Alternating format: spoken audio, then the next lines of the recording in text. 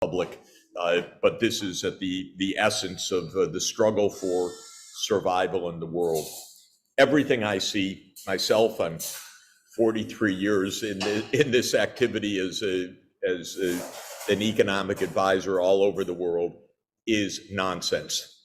And one thing that would be interesting for people to look at to understand these developments is a very telling article by a former colleague of mine at Harvard, Robert Blackwell, and Ashley Tellis, written for the Council on Foreign Relations about 8 years ago now. I just want to read a couple excerpts from it because it laid out the whole plan of what's happening right now pretty directly, which is how things work in the US, which is through the establishment media, you're basically told in not necessarily completely explicit terms what's going to happen, because what is unfolding right now is really part of a longer term planned agenda. It's not ad hoc. So here's what Blackwell and Tellis wrote in 2015.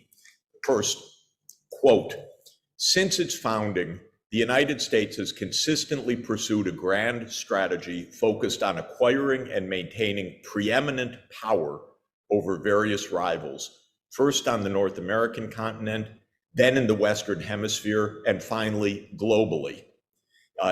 And then argues that this goal of primacy ought to remain the central objective of US grand strategy in the 21st century. So what's the goal? The goal is very straightforward. It is primacy of the United States globally. Then Blackwell and Tellis lay out the game plan for China. So they tell us what to do. Here's the list. I'm only excerpting. Quote, "Create new preferential trading arrangements among US friends and allies to increase their mutual gains through instruments that consciously exclude China." Okay, this is the game that already Obama started with TPP. He couldn't get it through, but I'll go on and then I'll comment. Second, create a technology control regime to block China's strategic capabilities, to build up, quote, "power political capacities of US friends and allies on China's periphery, and strengthen US military forces along the Asian rimlands, despite any Chinese opposition."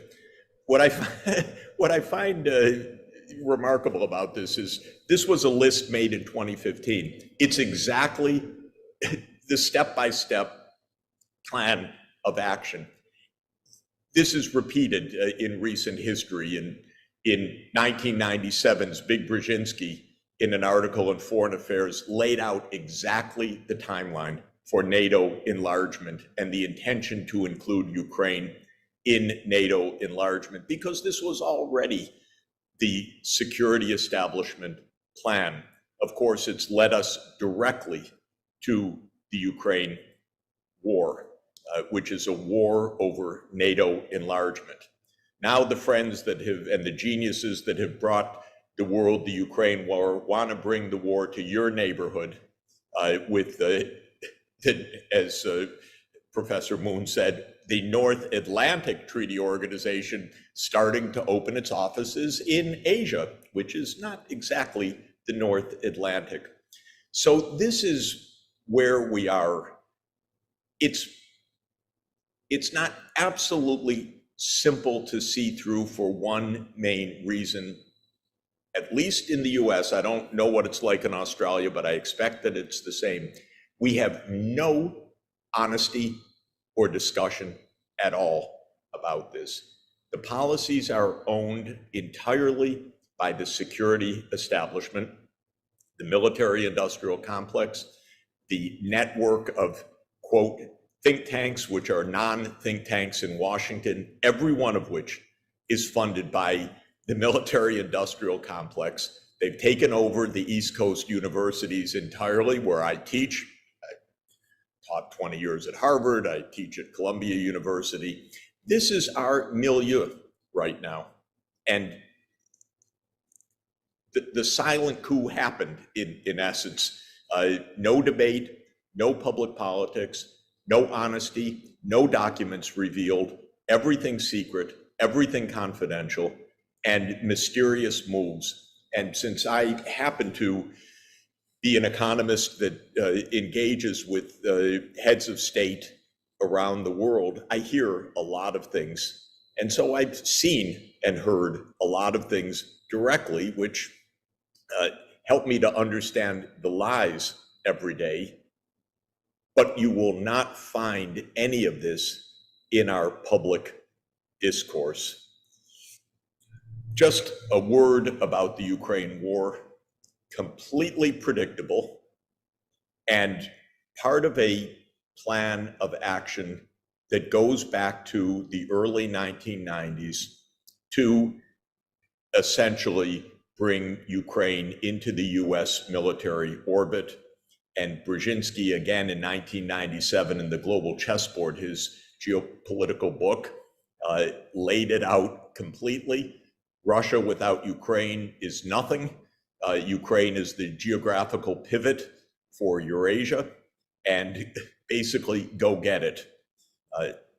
Interestingly, Brzezinski said in 1997 in the book, but the one thing absolutely American policymakers need to ensure is that they don't push Russia and China into an alliance together. But then he says, that's pretty much unthinkable. Don't worry about that, but that would be the craziest thing in the world. And it's exactly what these crazy people have done. I happen to have been an advisor to Gorbachev, to Yeltsin, and to Kuchma in the early days of both the late days of perestroika and the early days after the dissolution of the Soviet Union. I watched very closely what was happening. I saw that the United States was absolutely uninterested in any way in helping Russia to stabilize. The idea from the start was unipolarity, keep Russia down, and take steps already decided in 1992, basically, in direct contradiction to what had been told to Gorbachev and Yeltsin to start expanding NATO. So this is a game plan with a long horizon. When it comes to China, and by the way, the US was deeply implicated in the overthrow of Ukraine's president in 2014. It was a coup. It was to an important extent a regime change operation of the United States, not entirely, but to a very significant extent.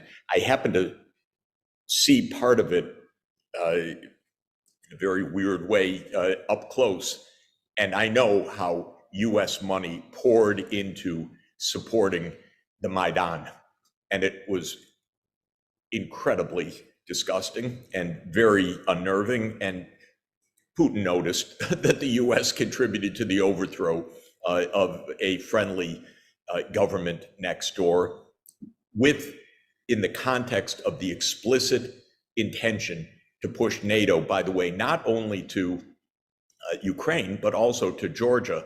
And when one looks at the map, it's Brzezinski's idea: surround Russia in the Black Sea region. Ukraine, Romania, Bulgaria, Turkey, and Georgia would all be members of NATO. That would be the end of Russian power projection in the Eastern Mediterranean and the Middle East. So go these geniuses. And Putin gave many opportunities for negotiation out of this. The Minsk agreements endorsed by the UN Security Council in 2021, December 17, he put on the table a perfectly reasonable document for negotiation, the draft US-Russia security arrangements, which called for an end to NATO expansion. The US blew it off. I called the White House after that was put on the table, spoke to one of our top security officials, and said, negotiate. Stop the NATO enlargement. You have a chance to avoid war. the United States' formal response to Putin was, NATO is non-negotiable. This is something only between the US and Ukraine, and Russia has no say in NATO enlargement to Ukraine. It's a mind-boggling way to pursue foreign affairs because it is a direct road to war. As you know, I hope everybody understands, this war in Ukraine was close to ending in March 2022 with a negotiated agreement a month after Russia invaded on February 24th, with an agreement between Ukraine and Russia that the United States stopped because the US said, fight on, don't negotiate, don't accept neutrality. And so here we are in a war that continues to escalate towards possible nuclear war, which is what would happen if Russia were to suffer deep defeats on the battlefield. It's not doing that right now. It's not experiencing that. But if it did, it just escalates to nuclear war. Russia is not going to be defeated, pushed out of Crimea, and go home meekly and saying, we're sorry we did that. It's going to escalate if it needs to escalate. So we are right now in a spiral that is extremely dangerous. Japan plays utterly into this. And Australia, it's so sad to watch Australia in a accepting to be used in this reckless way, to pay a fortune to be used in this reckless and provocative way.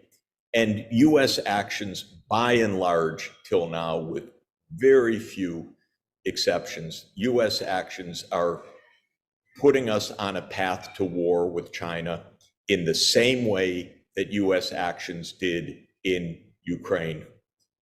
Only this war, well, either war could end everything.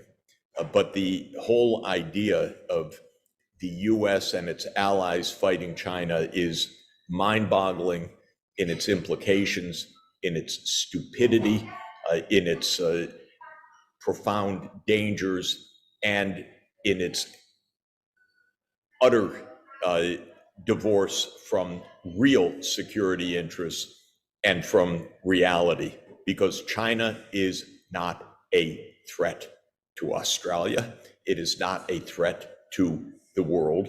And last time I looked, correct me because there's some experts in the room, many more than I, but I don't know of a single overseas Chinese invasion in its history, by the way, other than on the borders. I don't know in its whole history, except when the Mongols briefly ruled China and tried to invade Japan. Other than the Mongol invasion, defeated by a typhoon, other than that, I don't know of another single case in 2,200 years of Chinese statecraft. So this is not exactly at the top of my worry list. This is what worries me about the world is a deeply neurotic United States that aims to be number one, that can't be number one in the way that it self-believes to be number one, that has a pathetic, and I'm sorry to use the term, but it is pathetic, cheerleader in London every day saying how wonderful it is. Empire is great. You should go try it. We love it. Jeffrey, yeah, I'm going to stop here. Sorry to go on and on, but let me just, if I could, 1 minute to say what should be done. The war in Ukraine could end the day after Biden steps up and says NATO will not enlarge to Ukraine. Believe it. The basis for negotiation has been there for 20 years and rejected by the US. Second, the idea of opening NATO offices in Asia is mind-boggling in its risk and its stupidity. And please tell the Japanese, stop this. It's reckless. Third, the US approach to Taiwan, except in a glimmer of reality of Blinken last month, is profoundly dangerous provocative, and deliberately so. Fourth, what is needed is regional dialogue in Asia, among Asians and among the Asia Pacific. And fifth, use RCEP, because RCEP is actually the correct concept for the region, to bring together China, Korea, Japan, ASEAN, Australia, and New Zealand in a coherent framework, especially around the climate challenge, energy policy, trade policy, investment policy, would do a world of good, not only for the 15 in the Asia Pacific, but for the entire world. Sorry to have run on so long and to ramble, but it's so important what SHAPE is doing. You're completely on the right track, and all best wishes to your efforts. Agreed with the JCPOA agreement several years ago, and then the United States broke that. And by the way, broke it in part because of Israeli pressure. So, this was Israel pushing the US to break an agreement signed with Iran. And Europe, as usual, was pitiful. It just stood by and mumbled because European leaders are afraid of the United States instead of telling the United States the truth. So this is another part of it. But anyway, second step is normalizing the diplomatic relations based on the two states. Third step is actually putting in peacekeepers. And the best that I've heard is that this peacekeeping force, which would operate under the mandate of the UN Security Council, would include Americans, would include troops that are drawn from the Arab countries. And the idea would be to create a buffer zone that would protect Israel from incursions like occurred on October 7. And on the basis of this political solution, would also demobilize the armed side of Hamas step by step, and would show basically that Hamas, which is a political, a military, and a cultural force, the military side would be ended as part of a political settlement. And this would be the next step. The step after that would be actually to promote economic recovery and development after this devastation. There's a lot to be said about this. It's tragic and a measure of human stupidity that in a world that needs so much, the first thing we do is destroy and then have to spend huge amounts simply to rebuild what we destroyed in a matter of days or weeks. But there is a reality now that Israel has destroyed the habitability of Gaza. Oh my God. Well, we're going to have to address this. And so this is another reality that needs to be added to the scene. But my basic point is move to a solution, not to an illusion, not to the status quo, not to what Israel wants right now, which is not to talk about the day after, because we know what Israel wants the day after. They murmur it every few days, which is complete control, which is absolutely unacceptable. Not to talk about, we need to reestablish the Palestinian National Authority, blah, blah, blah, blah, blah, because this is all fake. What we need to do is spell out where the solution is. Two states, international law, living side by side, and with peacekeepers, and disarming the threats to both sides. And this is a very practical set of steps that could be reached. And I think it's not impossible. There are big issues, by the way, that I don't have an answer to. There are hundreds of thousands of Israelis who would be dead set against what I'm saying.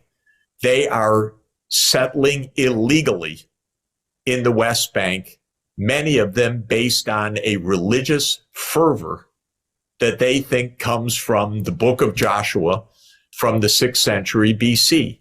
Mm-hmm. We're going to have to address this. Addressing it in human terms may mean addressing it gradually over a few years, not violently and brutally.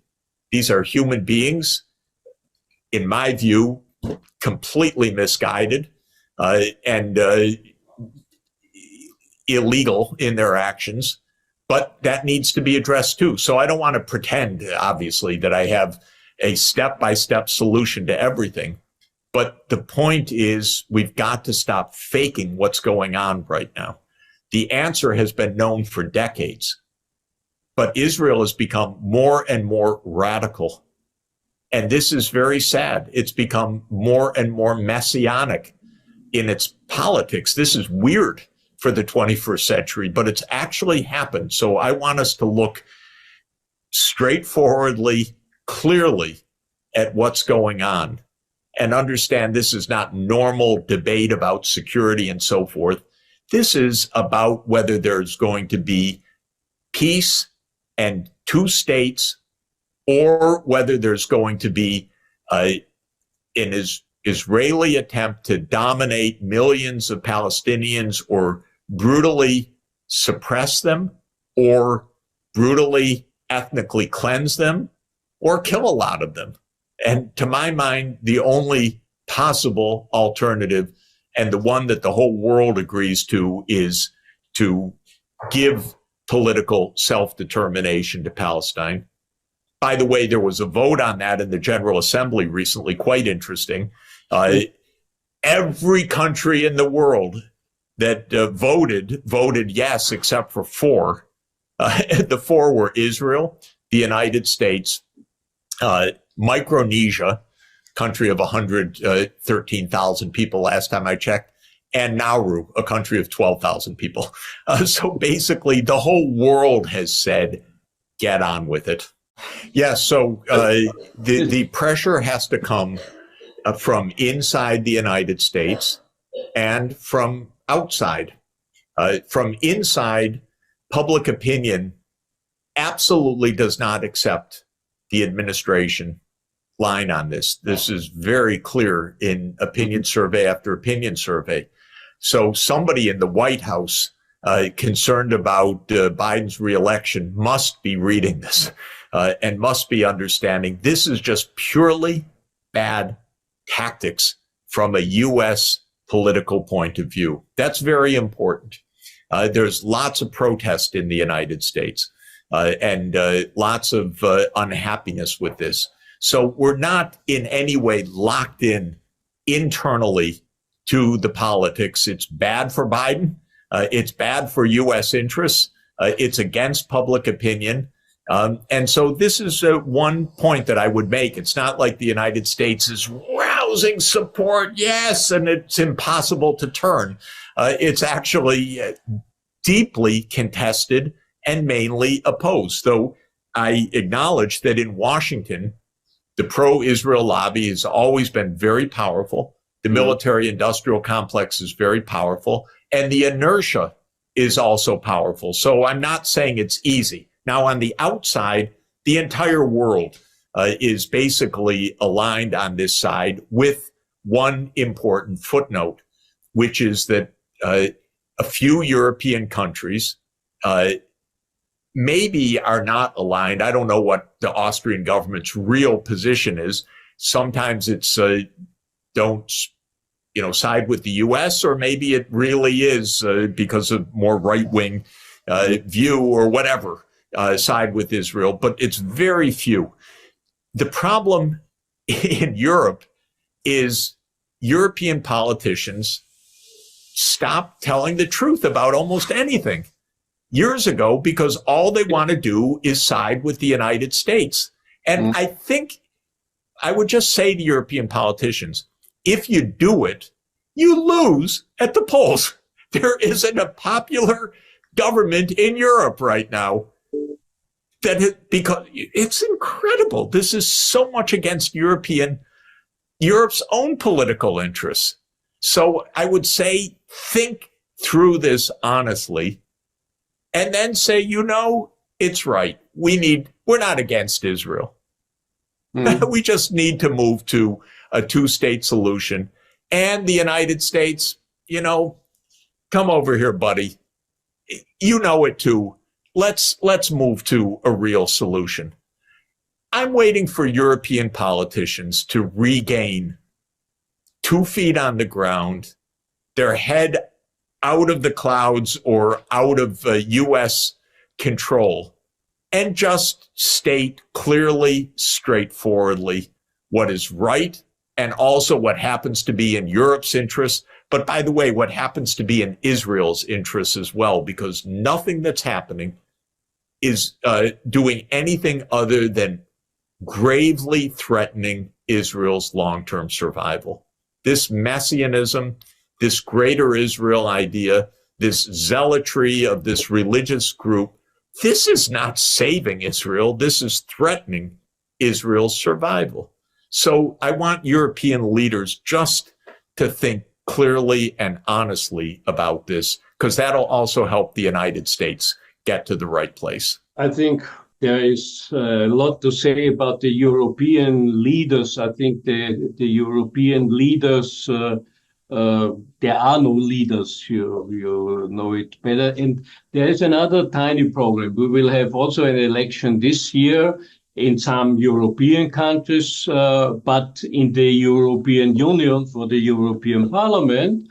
And the problem is that everybody, according to most of the polls, it's to foresee that the right-wing European nationalistic right-wing parties will win. And the problem is they are even, at least concerning Israel, they are also in the meantime, also many of their parties, if to go back history, you know where they come from. And this is a historic cynicism. I think that these right-wing fascist parties, now they are on side of Israel, which is unbelievable for anybody who knows history and who knows how things happened, that these parties, who are sometimes in internal issues, they are racistic, they are fascistoid right today, but when it comes to Israel, they are supporting the Jewish state. Yeah, supporting the Jewish state is one thing.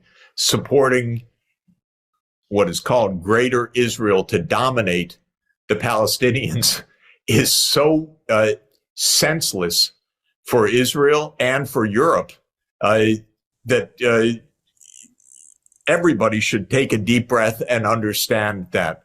How many self-wounds does Europe want? How many crises, how many wars does Europe want around it?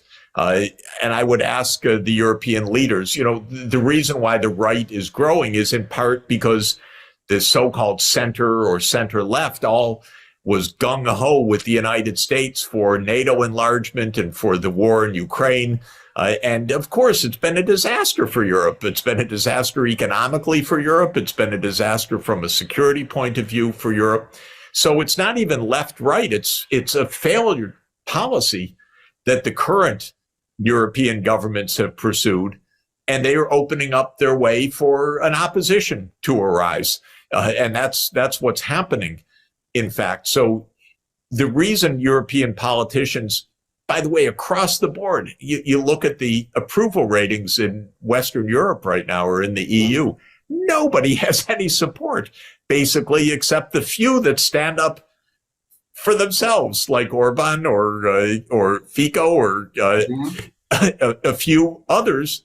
But the ones that are basically just siding with the United States in this useless Ukraine war are all in their 20% approval ratings or 25% approval ratings and so on. So the main point I would say to Europe is, if you go the way, not of supporting Israel, that's one thing, but supporting Greater Israel for ethnic cleansing and for this terrible thing, all you're doing is making another prolonged disaster on Europe's borders.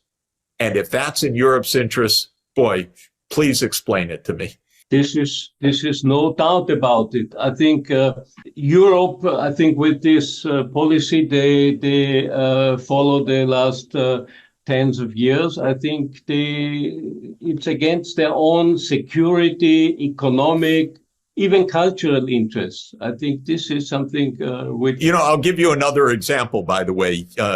The politics of the 2010s was dominated by the Syrian refugees. And anyone that knows even the slightest history should understand that Hillary Clinton and Barack Obama and a few others decided they would overthrow the Syrian government in 2011. Typical regime change operation. That's what created the war and the refugees. Did any single European leader say that? Explain that to the public? Not one. So then they wonder, why is their popularity so low? Well, if you don't speak up the truth, what do you expect? And so understand that these hegemonic wars of the United States, these are not in Europe's interests. And that's the same with supporting what Israel is doing in Gaza. It's not a matter of right or left. It's a matter of what's Europe's interest right now. It is not to have a fulminant Middle East war right now. And so European politicians should think about how to diffuse a Mideast-wide war.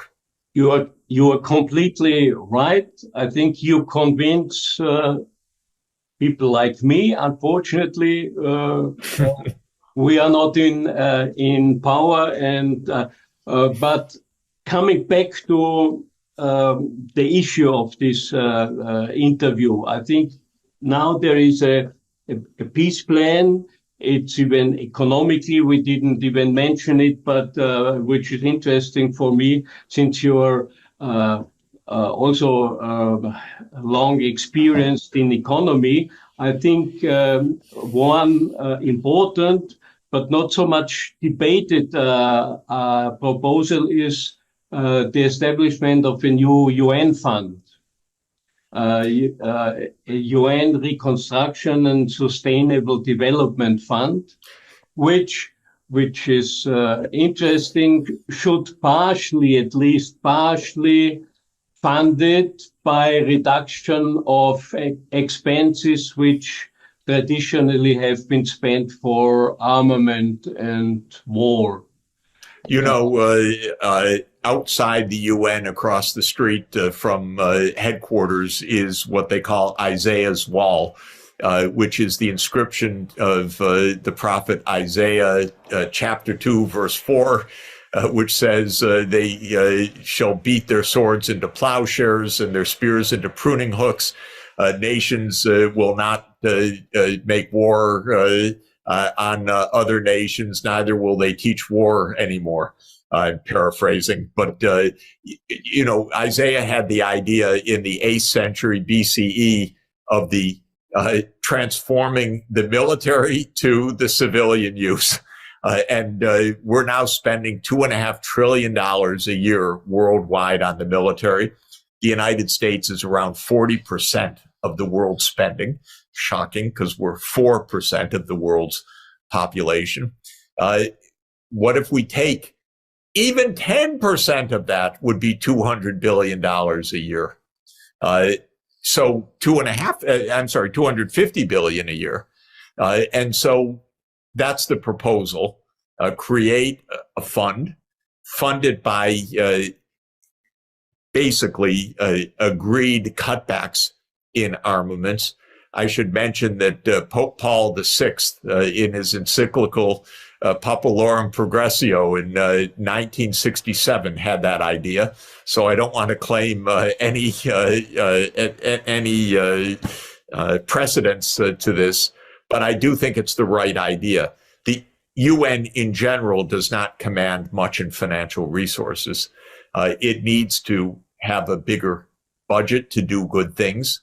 And one way would be military cutbacks that are rechanneled to sustainable development. We could continue hours and hours and hours, since many things have been already discussed for many years. But it's interesting that now this plan is here. I think, do you have any ideas how to make it even more popular? Do you intend to present it to other international bodies?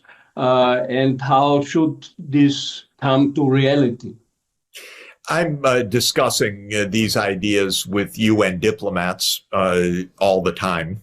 And I've discussed it with Palestinian diplomats and with diplomats from around the Middle East. There's a lot of resonance with this. I personally am continuing to urge an immediate membership of Palestine in the UN as a UN member state. By the way, Palestine is a state recognized by 140 other states, but it is not recognized as a UN member state, only an observer, as you rightly pointed out. So I am continuing my own discussion of this. Basically, with the U.S. government, they don't talk to me too much, but I try to make my views known publicly by writing and posting articles all the time. And I'm writing to politicians in the U.S. who are quite resistant in general, because their modus operandi for decades has been never show any space at all with Israel. But I'm telling them it's not working. It's not working from any point of view. You need to rethink this. So they have a few days of rethinking before the Congress comes back. The White House cannot be very comfortable. We hear lots of stories about pretty harsh talks between the U.S. and Israel right now. I believe that that's true. One of the U.S. carrier groups has been withdrawn from the Eastern Mediterranean and is on its way back to the U.S. That is a signal that the U.S. does not want a wider war in the Middle East. I think that's absolutely right. The U.S. is exhausted of war, and an election year, it would be the end of Biden's chances at all. So this is the time for pushing the politics, because it's a case where the right thing to do, the politically expedient thing to do are the same. And so I'm going to continue to push hard on that. Do you have any hope in, I think you mentioned it and everybody knows it, I think 2/3 of the international states are in favor of this kind of political and economic solution. Unfortunately, they don't have any veto at the UN. But there is something else. There is an increasing number of states working together, I think. And the South African move to the International Court is interesting, because South Africa, on the other side, is one of the leading member states of this newly established group, the BRICS group. And they have even already established a kind of new banking system, financing system. Do you have any indications or ideas that from this side, more than just political statements will come to support your suggestions? Well, the BRICS countries, all of them, are on the same side that I've been advocating. China, Russia, South Africa, India has expressed also some clarity on this. Brazil, certainly. And now you have new BRIC states that have just joined: Egypt, Ethiopia, the Emirates, Saudi Arabia, and Iran. It's a powerful group. They're all on this side. Actually, it's interesting for me, the fact that Iran is now a BRICS member is actually going to moderate Iran, make it part of what could be a BRICS-wide consensus on a good solution So this matters because the U.S. also looks out and says, our diplomacy, we're isolated, whereas China's and Russia's diplomacy is growing in the region. This cannot make anyone happy. And we know that in the U.S. State Department, there's a lot of unhappiness about the U.S. administration policy. We don't hear all the details, but it boils over every few weeks. And so we hear about the protests coming from inside the professional diplomatic service of the United States as well. So I wouldn't give up in any way on a political change where the United States one day says, we need to move forward to a real solution here. This is where I think it's very appropriate and timely to think straight. And if the European leaders are too afraid to say it in public, they should be saying it. They should be saying it in private to their American counterparts. You have been writing about the ongoing conflict in Palestine, and I wanted to start with the U.S. role in this ongoing genocide in Gaza. The Biden administration has now bypassed the Congress twice to pass emergency armed packages, and this is despite a huge documentation about U.S. bombs being dropped in Gaza consistently, including the 2,000 pounds bunker busters that has killed several hundreds. And then there are developments on the other sides, like 60% of Americans don't support Israel in this conflict. There is a new development of U.S. organized labor that is increasingly withdrawing its support. There are constraints on the fiscal side as the U.S. military spending has exceeded $1 trillion, including all the emergency packages. And yet we see a very confident Israel about the U.S. support in this ongoing conflict. Explain to us this. Well, I think the confidence is misplaced. It has been the fact for decades that the U.S. political system has backed Israel pretty much unconditionally. But I think that this is no longer true. And I think the Israeli leadership calculations are mistaken. The public is very unhappy and very worried about the developments in Gaza. There's very strong opposition to what Israel is doing among younger people. Biden is suffering politically in terms of the opinion polls and election prospects as a result of the disarray of U.S. foreign policy. So I think that if the Israeli government expects that this is the normal smooth ride, they will be mistaken. Now, it's true that there is a powerful pro-Israel lobby. There is a powerful support in the military-industrial complex. It has been the norm in the U.S. Congress to appropriate funds for Israel pretty much without question. Politicians like Biden, who's an old man after all, have taken it for granted that a pro-Israel stand is always the right electoral as well as the right money-raising stand. But I think that this is a wrong assessment by U.S. politicians because the public is not supportive. And it's a wrong assessment, especially by the Israeli politicians, who I think are making a very, very serious miscalculation. Just to stay on this point, I mean, it is often said that while the American public has a huge leverage in terms of, or at least some leverage in terms of influencing its internal policies, when it comes to foreign policy, it is often said that what goes on in the public doesn't influence a lot in terms of the foreign policies. You have mentioned about the Jewish funding, but there are also talks about the American strategic. Well, it's not just Jewish funding; it's Christian funding. It's Yes. there is a quite broad, and it's military-industrial complex funding. It's quite a broad coalition.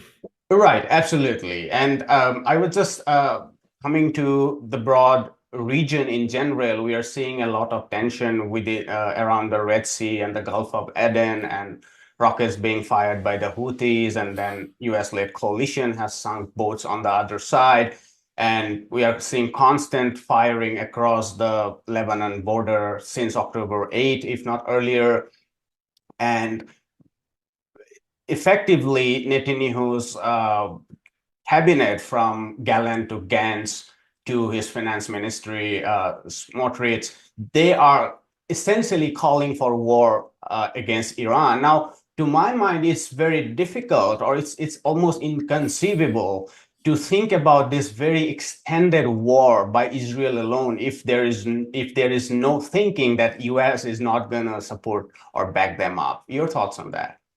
Well, if the U.S. doesn't back up Israel, Israel can't even keep up the war in Gaza, much less a wider Middle East war. The war in Gaza is supported by U.S. munitions almost on a daily basis. So if the U.S. cuts support, Israel has to stop, period. It's not a matter of extending to Lebanon, the Red Sea, Iran. That would be a major war. By the way, a major war not only for Israel, but a major war for the United States as well. And the U.S. has just sent one carrier group back from the region back to the United States. So it's a signal that the U.S. is not at all interested in a wider war. There are crazy U.S. politicians like Lindsey Graham who loves war anytime, anywhere. And he said we need to bomb Iran. He used even more extreme language. But basically, this is not the position of the Pentagon, and it's not the position of the American people.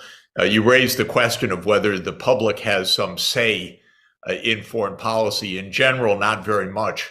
But being an election year this year, it's strange, but foreign policy is much more on the agenda because there's a sense that Biden is incompetent, has lost control, that the U.S. is pulled into too many conflicts. And this is weighing on public opinion, especially because Donald Trump has been against funding Ukraine and But not Israel, right? The Republican base is really not in favor of this spending, or particularly in terms of these wars. It's complicated, but I think in general, the mood in the United States is, my God, we've got enough problems at home. What the hell are we doing getting into more and more and more of these wars? And Biden looks very weak and inconsequential, and he's a poor communicator in general. So this is a time when American public opinion is having an effect, especially in the Republican Party, which is not really wanting to fund Biden's adventures abroad. I remember this foreign affairs column at the peak of the Ukraine-Russia conflict. It was saying that we should bump up our support for NATO. It's not enough because the Republicans can come and they would definitely withdraw support, and we should keep this going. And we would come to Ukraine. But before that, if you could very quickly, if you could lay out this 8-point proposal that you laid out in one of your columns about how to achieve peace in the region. Well, it's basically 1 point, which is I would like the UN Security Council today to vote the state of Palestine as a UN member state, and for that to be confirmed by the UN General Assembly, and to get on with the two-state solution. Of course, the current political constellation in Israel is dead set against this. It is absolutely intent on complete control. What happened to Western values? Because it's a very interesting and important and strange story in a way, and it's worth reflecting on. The values that we heard about both Buddhist and Confucian thought clearly find some resonance in Christian thought, especially in gospel teachings of Jesus, and also in Greek thought. Because if you look at Aristotle's philosophy, as was seen, you would find some connections that are quite important, actually, and I want to draw them out. But then Western philosophy took an odd turn, or Western thinking took an odd turn, and it's important to understand that change of values that took place starting around 1500 to today, because there really was a change of the Western philosophical approach and a divergence that is, I think, quite harmful in many ways. So if you look at Aristotle, Buddha, and Confucius, if I might, just very briefly, they're all in deep ways, not the same ways, but deep ways, variants of what can be called virtue ethics. The idea of virtue ethics is that human beings have the potential to do good, not the inevitability of doing good, and that virtues need to be cultivated to bring out the best in human beings. And this is a common idea of Aristotle, Buddha, and Confucius in the teachings. In Buddha's Eightfold Noble Path, there is the idea of the right view, the right action, the right speech, the right livelihood, and so on, as ways to cultivate the underlying virtues. Aristotle was very, very clear that happiness depends on virtue, but virtue must be cultivated. It cannot be taken for granted. And the main virtues in the Greek thought were virtues of what's called practical wisdom, or phronesis, which was the ability to choose the good over the enticing; temperance, which is moderation, which is a common virtue across all of these philosophies;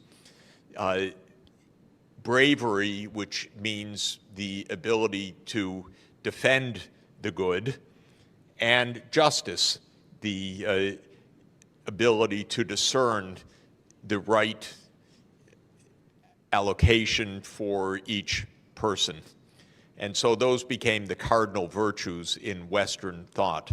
But what was key for Aristotle was the idea that being virtuous is a potential of human beings, not an inevitability, because we are all bound by our bodily temptations, by our animal instincts, but also by our reason. So in Western Greek thought, reason was the predominant notion. This is not the same as in Eastern thought, but it comes to some similar points. And Aristotle said one must develop the habits of virtue. In fact, virtue or ethics comes from the word habit in Greek, that you practice, just as we heard, that you become altruistic by practicing altruistic acts. And Aristotle believed in mentorship, in education, in practice, in life experience as being vital. So here is a common basis that merges East and West virtue traditions at a quite deep level. And Christian thought, especially the teachings of Jesus himself as in the Gospels, are not the same basis.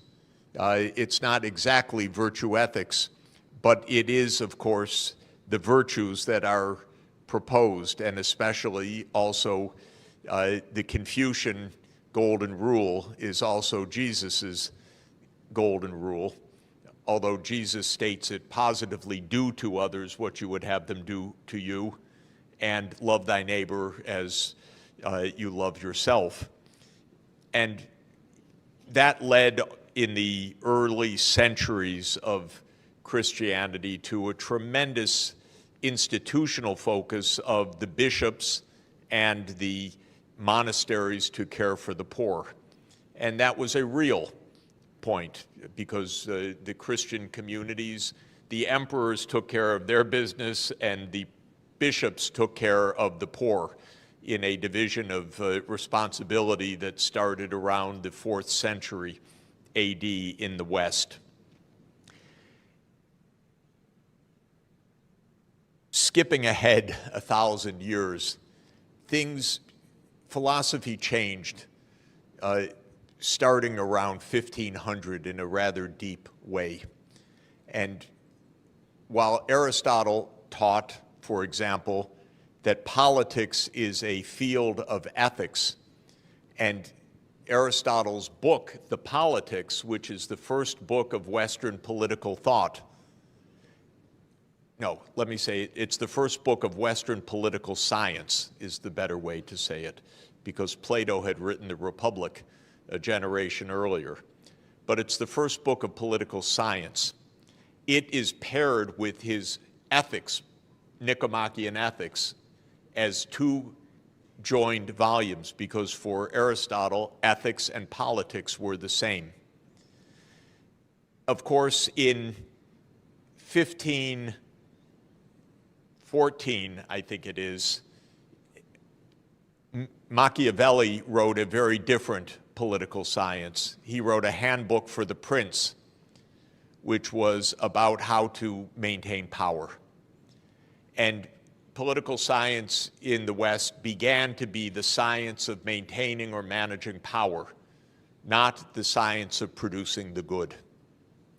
And in fact, Machiavelli was teaching the prince. He was actually making a job application back to the Medicis because he had been dismissed from the Medicis, wanting a job back that he was advising the Medicis how to hold power in Florence. Later, in the next century, one of the most influential texts in Western cultural history was written by Thomas Hobbes, the Leviathan. And this was written in 1640 as Western science was taking shape. And Hobbes wanted a scientific theory of human beings, but modeled as individual atoms that collide with each other. Because for Hobbes, there was no longer a cultivation of virtue, but rather each individual with insatiable desires. So Hobbes's model of human nature is that it is simply unbounded desire. It can't be taught to moderate desire. It can't be cultivated for virtue. It is individualistic and it is insatiable. And so Hobbes said, unless there is an overarching power, people will kill each other. And so we need a Leviathan, he said, to stop human nature from committing non-stop violence. It was a very pessimistic view of human nature, but notice the main point is no longer was there any idea of developing virtue. That was deemed to be impossible. Instead, one needed institutions to reflect harsh reality. This is the flip of philosophy. It's no longer about cultivating the good. It is about controlling the bad. Then interestingly and importantly, this was amplified at the beginning of the 18th century, first by a very influential public intellectual, Bernard Mandeville, who wrote an essay in London called The Fable of the Bees. And in The Fable of the Bees, the most aggressive bees win. but they make the hive powerful and great. And if you try to control the avarice or the vice or the aggression of the bees, the hive actually dies. So this was now a philosophy of empire, that power seeking was good because it would make the society powerful and wealthy and able to dominate over the other bees. So it was taking Hobbes and adding another element, one beehive taking dominance over others. And clearly this was a philosophy that appealed to the emerging British Empire. Then came Adam Smith 6 decades later in 1776, and he said, in agreement with Hobbes and in agreement with Mandeville, that human nature is individualistic, tastes are unbounded, desire is a great motivator, but market forces will tame all of that, because market forces will force a kind of competition that will lead to a socially beneficent outcome. The point is, the Anglo-Saxon philosophy broke free of more than 1,800 years of Western tradition. The Western tradition from Aristotle and Christianity was a tradition of the common good, virtue, and care for the poor. With the rise of the British Empire, the philosophy became the benefits of power as a philosophy. And then even the idea that this would lead to, quote, the common good. But there are two more steps that are important to state. The poor became an enemy because now they were a drag on society. So John Locke, one of our most esteemed philosophers, wanted very harsh treatment for the poor so that they would not be burdens on society. And then came Malthus. Thomas Malthus wrote after Adam Smith, one generation later in 1798. And he proposed something even darker, which is that those hives, those different societies, are actually in competition for survival with each other, because there are more people produced than can be supported. And so life is a battle for survival, and trying to help the poor is inevitably to fail, because there will just be more poor people. That was his iron law of population. And that led in the next step. Darwin took that idea brilliantly from a scientific point of view to understand natural selection. But the later 19th century philosophers took that idea as a struggle across nations, and that now nations or peoples or races were in the struggle for survival. And this became known as social Darwinism. And the idea was, not only should there be no beneficence, if you help your own poor, you will weaken your society compared to others, and indeed you're in a struggle for survival. And this gave rise to the worst crimes of history, because Nazism actually, as a philosophy, which it was based on social Darwinist pseudoscience. And this idea, the German people will survive or the Slavic people will survive. And so this is a war even to extermination. Now, this kind of idea led to the worst cruelties, but we are still in a mindset in the Western world where it is competition and struggle that is the absolute underpinning of society. When I studied economics, I was taught about perfect competition. I was never taught even 1 minute about perfect cooperation. The idea doesn't even exist in economics. It's not even developed in one paper that I know of, because the idea of cooperation as a norm doesn't exist. It happened, this notion of letting greed motivate action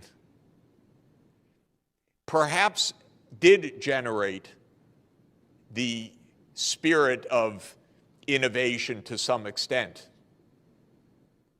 But the way that it was championed and taught, of course, led to the worst excesses.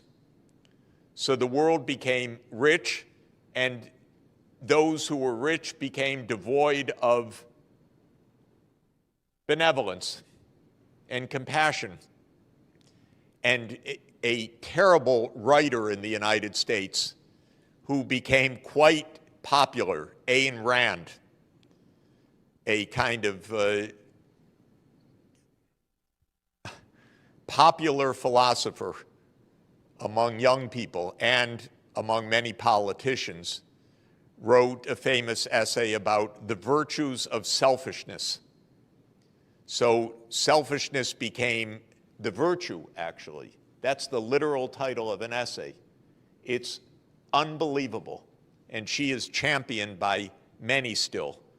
These novels are unbearable to read, but they are part of our philosophy. So I went on too long, I know, because the sign told me to stop 5 minutes ago. But so that's not very benevolent of me. But let me say the following. I believe we've had a deviation from the right path in Western civilization. There are roots of Western culture that we can really use to find a path of virtue and politics that is ethical. But the Anglo-Saxon version deeply lost this tradition. And there are many fascinating reasons for this, but it was mainly the rise of power of the British Empire, which was in many ways an extremely nasty empire. And the United States learned everything it knows from the British Empire because it aims to be the continuation of the British Empire after World War II. And this is what needs to end, a world that can return to the common ethical principles of virtue. Now, let me just conclude by saying I am hopeful that this can actually happen.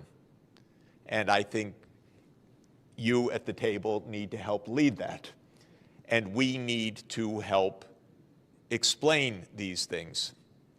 And when President Xi Jinping launched last year the Global Civilizations Initiative, I think that this is actually an important opening that is very positive, because China has said we should go back to our roots of culture to find a way forward, which I very much subscribe to.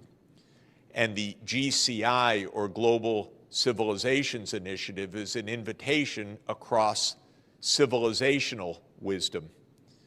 And I hosted a meeting in Athens last month, co-hosted with the Academy of Athens, a Aristotle-Confucius symposium on ancient wisdom for modern challenges that brought together Chinese and Western philosophers.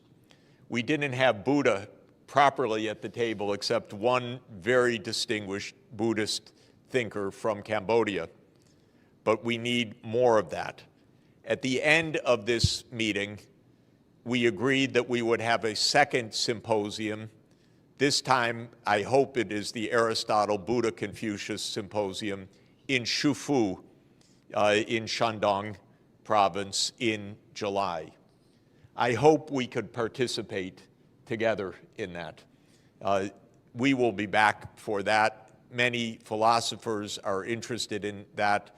I will be in Shufu in next month for the Nishan Forum, which is also a philosophical forum, but the Shandong government has asked to host the follow-up meeting of the Aristotle, Buddha, Confucius symposium.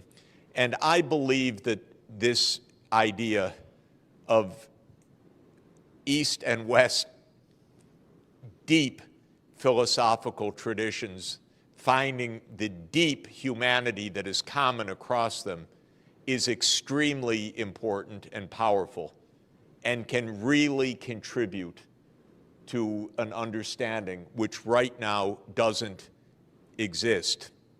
And I think the failings of this understanding are overwhelmingly on the Western side, if I may say so, because we are steeped in a philosophy of competition and even war. And this mindset is taken as given, but it is actually a recent phenomenon. It is an imperial phenomenon, and it needs to be put aside.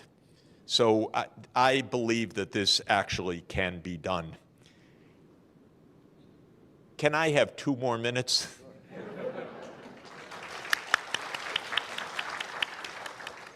Because I want to talk about net zero by 2050. And first to say how much I admire what Dr. Shaw proposed, and is the book in English also, or in Chinese? Okay, we're going to have to get me an English translation somehow, if we can, but I'm very eager also to read your forthcoming paper. Let me add a couple of things that I think are central, but I think they're already exactly in your climate club idea. It is not possible to reach net zero one country at a time, least of all for an island. We need an interconnected energy system, region by region, because if you are tapping renewable energy, it's intermittent. So it's sunny here or windy here. This needs interconnection. And East Asia should be interconnected in a common grid. There is a mainland China program called GuideCo, Cooperation Organization, that is the China State Grid engineers who are doing analytical work on interconnecting regional grids for Africa, for South America, for North America, for Europe, and for Asia. This is very important work. Taiwan should be connected to the mainland in a power grid. And the mainland should be connected with Mongolia, and it should be connected with the ASEAN countries, and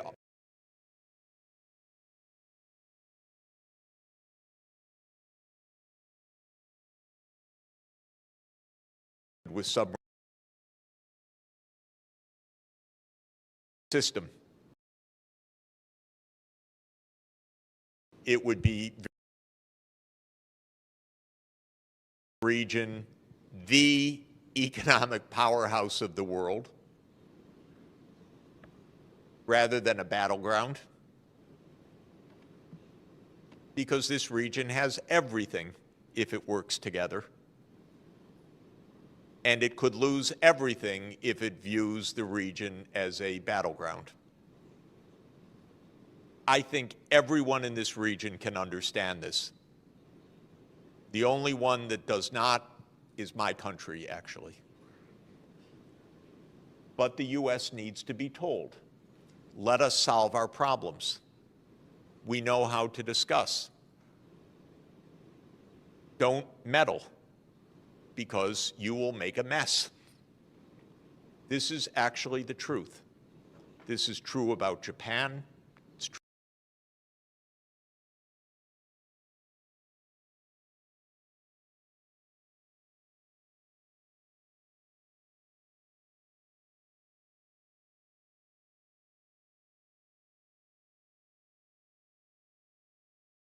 of zero carbon energy and all the cooperation that would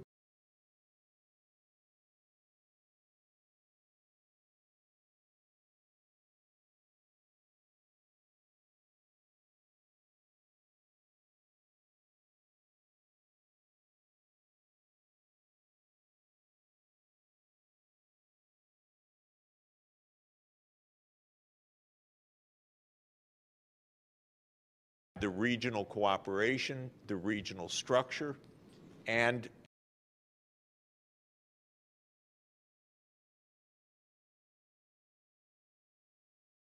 pose and probably roadmaps that show the physical interconnectedness, what technologies, where, as I've been saying,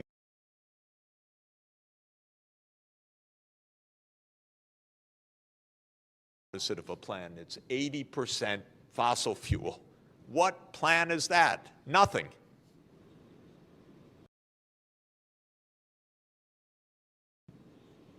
Please, don't encourage them. So show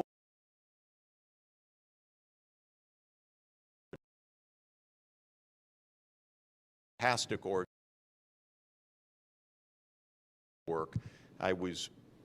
Sonia and I were just in Beijing with them a couple of days ago. We'll come back for a meeting that they're hosting on September 26th for a worldwide meeting on energy interconnections. I think that this is really absolutely at the core.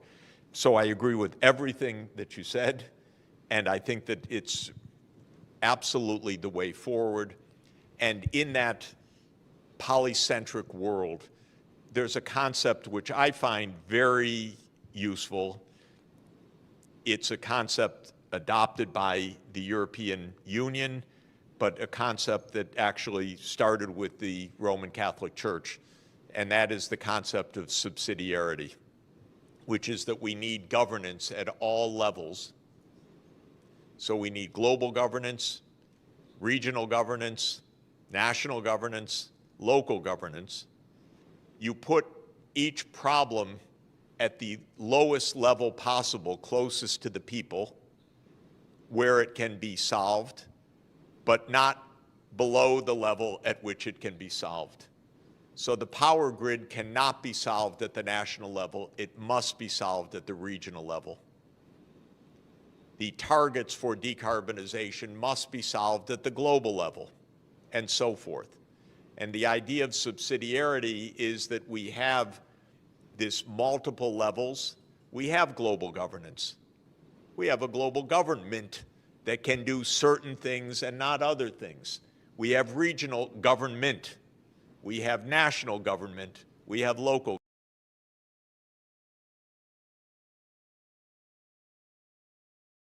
Is there any hope that the U.S. and Ukraine are going to be trying to negotiate for some sort of peace agreement with Russia?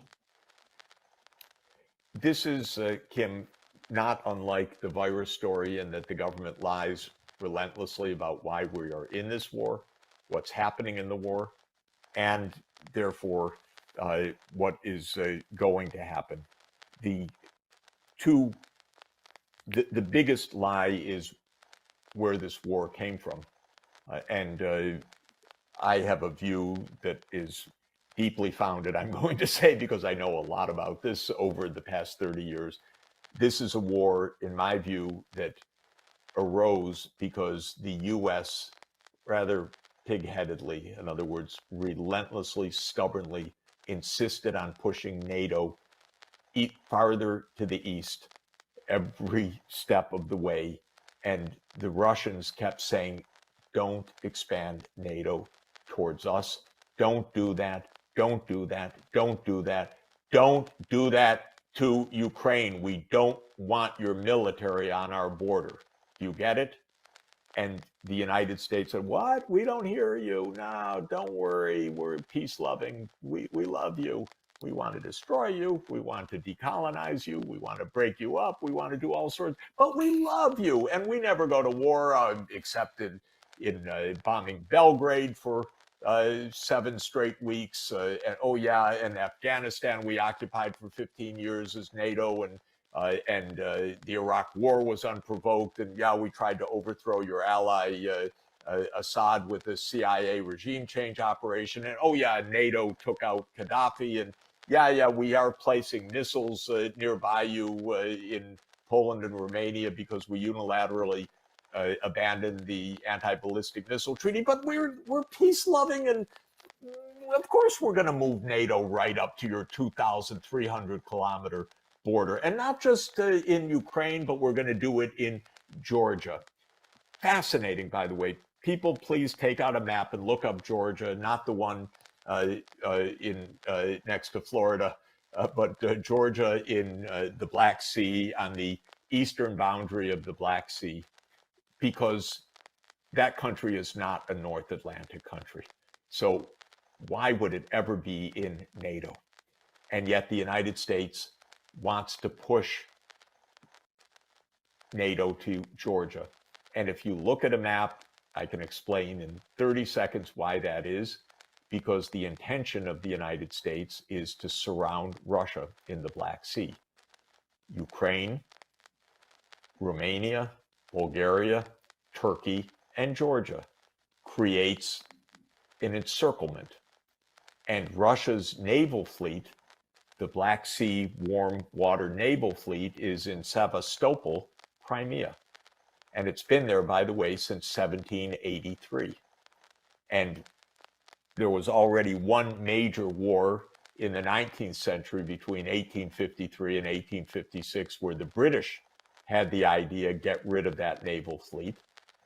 And in the late 20th century, Zbigniew Brzezinski had the same idea of surround Russia by getting Ukraine into the Western camp and actually into NATO. And then Russia ceases to be a major power, is their theory. Well, to make a long story short, this is the major reason for this war, and we've never been told the truth about it. And that is really devastating. Second, closely related issue is that in February 2014, the US conspired to overthrow the government of Ukraine. And it did so. That's not a good move. If you're trying to push NATO and there's a president named Viktor Yanukovych who wanted neutrality, and you get together with forces inside the country and you support the overthrow of Yanukovych, the violent overthrow, not a good look. That's when this war started in February 2014. And then if you look at the real sequence of events, not the mind-deadening repeated mantra of the US government and the New York Times and blah, blah, blah, that this is an unprovoked attack that started in February 2021, 2022, excuse me, which is a nonsense. This isn't an unprovoked attack, and it didn't start then, it started in 2014. But in 2019 onward, the US poured in armaments to build up a very, very powerful army. And when Biden came in, he doubled down on this whole thing, because Biden and his team, Sullivan, Blinken, Nuland, have been part of this story since 2014. And really before, because Biden's always been an advocate of NATO enlargement. Biden's got some dark side still to be explained about Ukraine as well, because of Hunter's involvement. We don't know what that is yet, but there's something not good at all about that.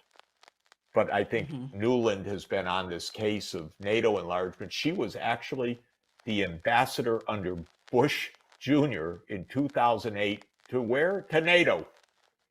In the 2008 meeting, when the US pushed the proposition and forced everyone to agree that Ukraine would become a member of NATO. So Nuland's been part of this story from way back when, from the Cheney Bush days, and she continued through the Obama administration days as the point person for the overthrow of Yanukovych in the US government and for the NATO enlargement issues. And then we started arming Ukraine heavily, especially in the late 2010s. And then Biden really doubled down when he became president and repeated actually in several high-level processes that Ukraine will become a member of NATO. And to bring us to today, and just to conclude, on December 17th, 2021, President Putin tabled a Russia-NATO security agreement in a draft based on no more NATO enlargement. And I happened to call the White House after that and said, avoid a war, negotiate. It's not even a concession. Why do we want NATO in Ukraine? It's going to provoke disaster. And I was told, oh, don't worry about it, Professor Sachs, but we'll never negotiate over NATO enlargement. It's none of Russia's business. And I said, none of Russia's business? Are you kidding? It's their border, 2,300 kilometers. How can it not be their business where the American military alliance is? But we are so arrogant that we treated it as if don't have to talk to Russia about it. Then as soon as this special military operation was launched in February 2022, Zelensky said, okay, we could be neutral. And they actually exchanged documents, drafts, and negotiated a peace arrangement a year and a half ago in March 2022. And I talked to the negotiators, by the way. I talked to the mediators, the Turkish government, in detail. And you know what happened? The United States came in and told Zelensky, no, you don't agree to neutrality. You fight on. We have your back. You're going to win. You defeat Russia. Okay, now there are hundreds of thousands of Ukrainians dead. This counteroffensive of June, July, August, and September is a killing field. Ukraine doesn't have the weapons, the manpower, the training, the air cover, the artillery to do this. Even if it were desirable to do, they don't have it, so they're getting smashed.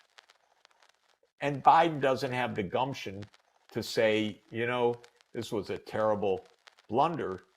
We need to agree that NATO won't enlarge and save Ukraine, but rather, oh, we're all with you for as long as it takes, meaning how many more hundreds of thousands of Ukrainians dead as long as it takes?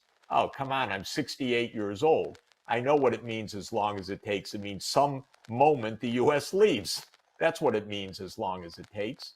With a lot of dead in Ukraine, in a country that has been absolutely pummeled by artillery nonstop, basically, on both sides since February 2022, but with a lot of shooting and killing that took place since February 2014. This is terrible. This is destroying Ukraine. This isn't protecting Ukraine. And so this is the real story. But again, the government lies to us. We don't get to debate it. And if you say it, you know, you're a Putin propagandist, you're called. But I have written an op-ed in the last couple of days that I've put online where the Secretary General of NATO himself, someone I know quite well for a long time, Jens Stoltenberg, said when he was speaking in the European Parliament that Putin went to war to stop NATO enlargement. But we don't have to negotiate with him. Well, great favor to Ukraine. It's interesting. I'm just looking at this map from what you're saying, and yeah, NATO has successfully nearly successfully completely cut Russia off from various bodies of water. I mean, you've got the Black Sea, what you're mentioning, and if they could get Georgia and the rest of Ukraine, and then they'll have every other area around that Black Sea, the Baltic Sea as well. They've cut them off from the Baltic Sea with Finland. These are choke points. Yeah, right. Why do you think they're trying to do that? Why cut them off from the Black Sea or the Baltic Sea? I'm curious if the Caspian Sea is next. I mean, is that what you think they're going to go after that one as well? Look, I don't know if you have used to play Risk. Do you know that board game? Yeah. It was a board game of my youth. The idea was to have your piece on every part of the world map. Then you had taken over the world. Well, that's the neocon vision. They're playing Risk at the expense of vast numbers of deaths in many parts of the world. They want to have the U.S. military or subservient governments or supplicant governments or pliant governments everywhere on the map of the world. And this is pretty relentless. And it's kind of manifest destiny writ at the global scale. It used to be at the continental scale. Nothing could stop us. We take over all of North America. Native Americans notwithstanding, and so forth. This is manifest destiny at the global level. The only problem is others don't quite share this idea, and we are getting into an awful lot of wars, and they're very dangerous, very dangerous. This is a war with a nuclear superpower, and obviously a very powerful military. And Russia has 6,000 nuclear warheads, and they're gunning after China, at least a lot of politicians in Washington. I think in the last few weeks, Biden is trying to pull back a little bit, I think, from the brink, but scared always of his right flank that he'll be attacked for being soft on China and so forth. But there are a lot of hardliners on China that seem really to be preparing for war. Can you imagine anything more reckless, stupid, unnecessary, potentially Armageddon than that? I can't. So all of this is mind-boggling to me, but the basic answer to your question is no rational reason other than that they think they're playing global hegemon and they need their piece on every part of the map. Well, let me just say the kinds of things that should be done, in my opinion, are things like the Belt and Road Initiative of China, because the Chinese government recognized that for China's own well-being, but also the well-being of its neighbors, Cambodia, Laos, Vietnam, Indonesia, Thailand, and so forth, and countries even farther afield, all economies need modern infrastructure. And modern infrastructure means access to high quality electricity, especially zero carbon energy now, to fast rail, to fiber, 5G networks, and so forth. And the Belt and Road Initiative, which is in its 10th year, uses especially finance from China, from the China Development Bank and other institutions, to help finance the spread of infrastructure across Eurasia and across the sea routes, also connecting Africa and South America and East Asia. So that's a very good example. It's pragmatic, it's investment oriented, it doesn't just talk the talk, it actually provides the financing and provides the technology.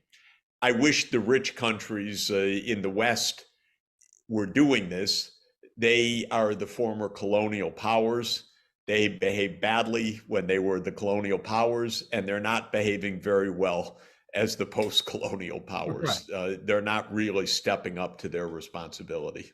Right, because I was just in China like for 2 months, and I think it really strengthens businesses of carbon peaking by 2030 and carbon neutralization by 2050.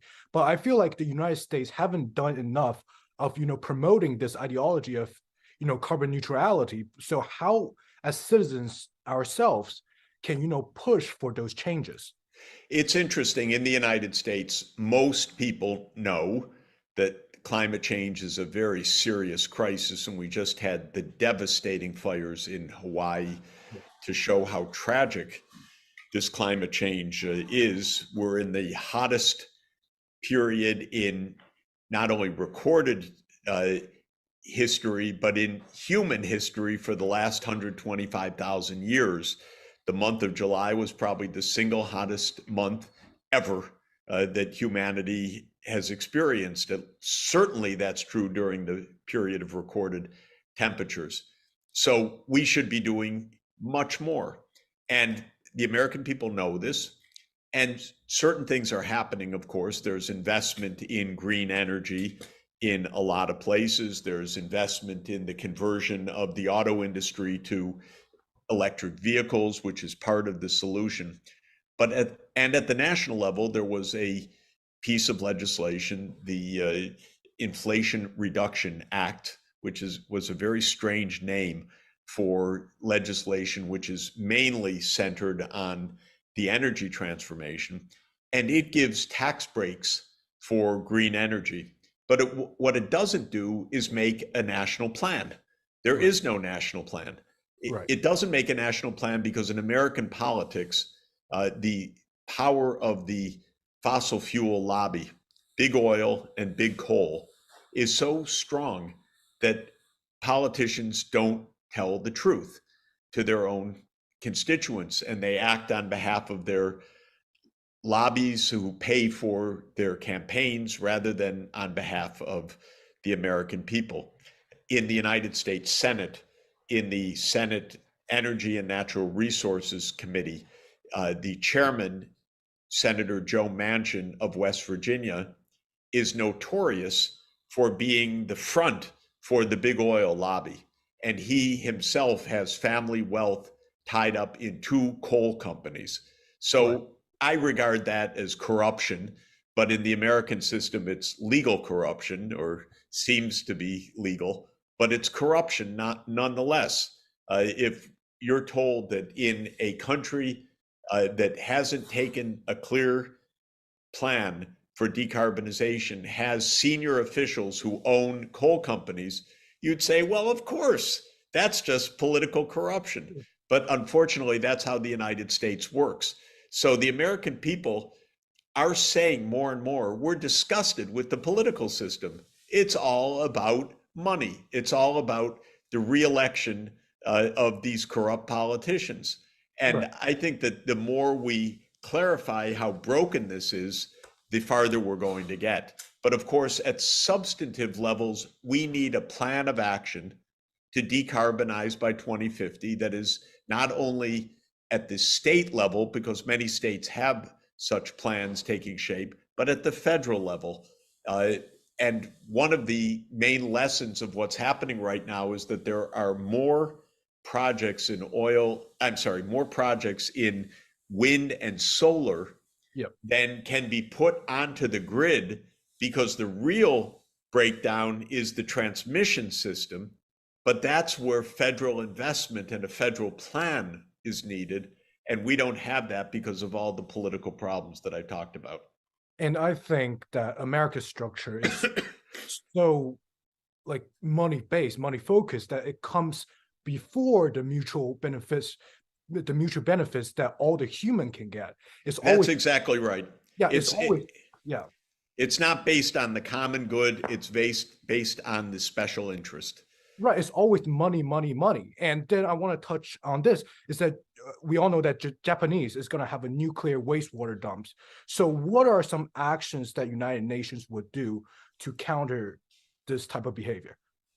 Well, on the specifics on Japan, I can't really comment because I haven't studied the scientific arguments on both sides. And in general, on technical arguments, I tend to listen to the range of experts and ask their opinion. So I would think at a minimum what the UN should be doing, and maybe it is, and I'm just not involved at all in it, is looking at through the International Atomic Energy Agency, which is based in Vienna, at this question of the wastewater from Fukushima and what should be done about it, because that's a technical issue that should not be any individual government's authority. The UN should weigh in, especially at the technical level. But in general, we have some pretty clear needs that are urgent, whether it's the decarbonization or protecting the ecosystems from pollution or from over harvesting or from waste. And we need technical plans of action. But that planning mechanism is hard work. And it's hard work for the political reason of keeping it free from corruption. And it's hard work at the technical level because a lot of technical issues are raised. And so countries need effective planning ministries. China has the National Development and Reform Commission, NDRC, which does a lot of the technical planning. And the United States doesn't have a planning ministry. So we don't make plans because we don't have a ministry of planning or a ministry of economy or a planning agency. In the US lexicon, planning is a bad idea. But, you know, for certain things, I am happy that planning is done within private businesses, but for other things, I want the planning to be done by government. And in every sphere of the economy, planning is essential. It's just that sometimes it's not a government function, sometimes it's a private sector function. Yeah, and like you mentioned, the United States government needs to go through a really big structural change. And in that, I think the driving forces are the Gen Z and Gen Alpha people coming up. But right now, I think we lack guidance. So what are some advices that you would guide, like some advices that you would give us to start with? Well, that's a really very interesting and deep question, because let me just say that our Constitution was drafted in 1787. Of course, it's had some amendments since then, but basically it's the same structure that was decided in 1787. And it's out of date. It doesn't have the substantive principles that are needed for the modern period, and it does not enable the strong planning or environmental protection or assurance of economic rights for the people. So it's really an out-of-date structure in many, many ways. At the same time, it has been deeply damaged by corruption, by the money in the politics.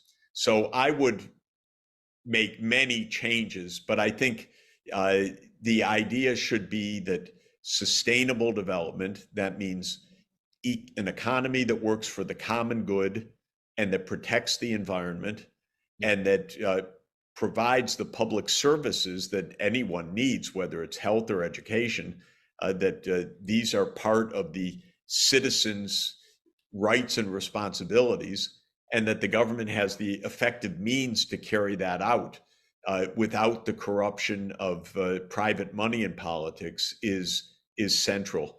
And I think, as you say, today's young people are going to really need to fix the US system, because otherwise it's just going to continue to be in decline. And yeah, I think currently another problem with the US is that it's basically Red Scare Volume 2.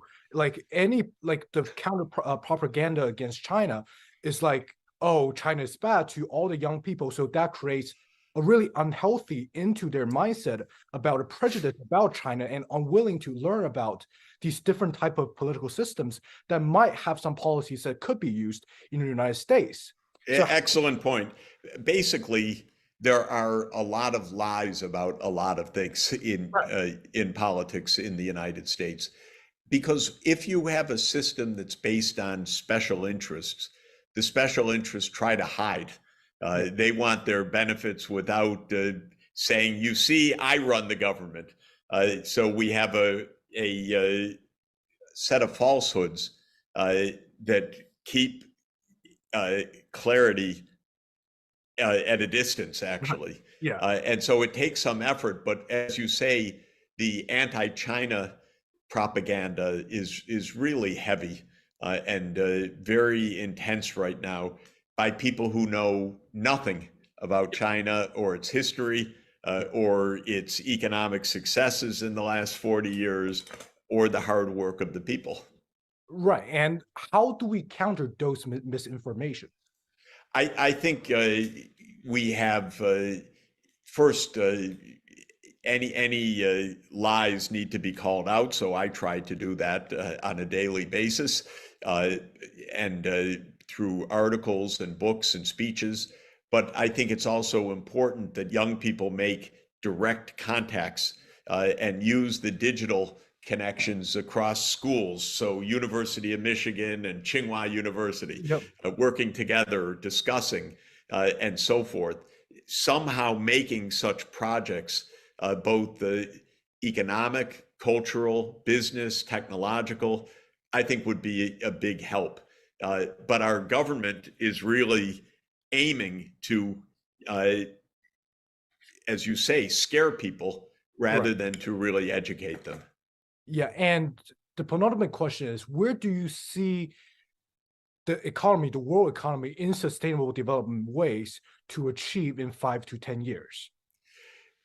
The good sign is that we have so much new good technology, 5G, low cost renewable energy, robotics, many new approaches to problem solving. We really could make the energy transformation to safe energy at low cost. And this is the most important point. Use our knowledge and deploy it at scale.